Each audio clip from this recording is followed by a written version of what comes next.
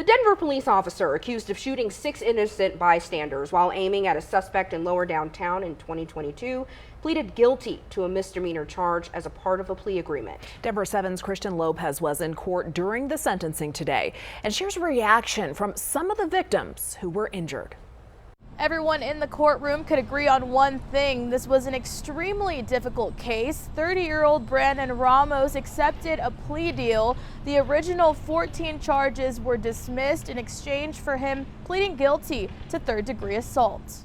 In court today, it was tough because there was a lot of memories rushing back.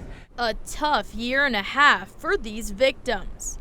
Physically, I'm still not even close to being 100%. Who say their lives haven't been the same since July 17th, 2022.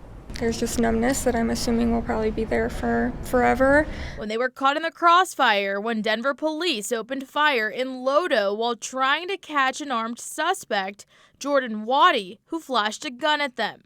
According to police, 6 innocent bystanders suffered non-life-threatening injuries as a result of the shooting. Tuesday was the first time 3 of them came face-to-face with the officer who injured them, Brandon Ramos. And seeing the defendant also, it was really tough in person. It was slightly intense.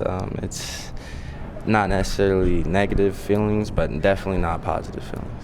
They're now getting some justice after Ramos pleaded guilty to third-degree assault. Are you satisfied with the sentencing? I wouldn't say I'm 100% satisfied, but I'm satisfied that he's being held accountable. I would say I'm definitely pleased with any plea agreement for today. After a long journey, recovering both mentally and physically. What is your biggest message to the community who's hearing your story? The police should be accountable for their actions. And it shouldn't be taken lightly. That's the biggest message I have. Sentencing right here is just a small step towards a safer future for society. Ramos and his family declined to speak to us after the sentencing. He will serve 18 months probation. The judge said although he will not be serving time in jail, this is still life-altering because he will no longer be able to serve as a law enforcement officer in Colorado. In Denver, I'm Christian Lopez, Denver 7. Christian, thank you. Denver police tell us Ramos is currently on unpaid administrative leave. The other 2 officers who fired shots that night are not facing charges after a grand jury found they didn't injure any bystanders and their shootings were justified. Digging deeper, 4 of the people who were hurt have filed a lawsuit against Ramos, hoping it will force the department and the officer to take accountability for their actions. We caught up with the victim's attorney after today's verdict. The Denver Police Department will never learn from their mistakes. They will always dig in, put their heads in the sand, and never be able to engage in critical self-reflection.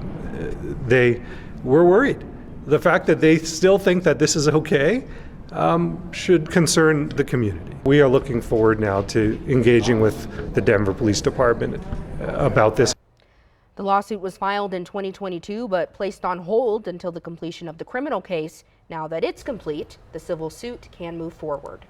As for Jordan Waddy, the armed suspect police intended to arrest in LoDo the night of the shooting, he pleaded guilty to a low-level felony earlier this month. Waddy pleaded guilty to conspiracy to commit possession of a weapon by a previous offender. As part of the plea, an assault charge and 3 counts of illegally carrying a gun were dismissed.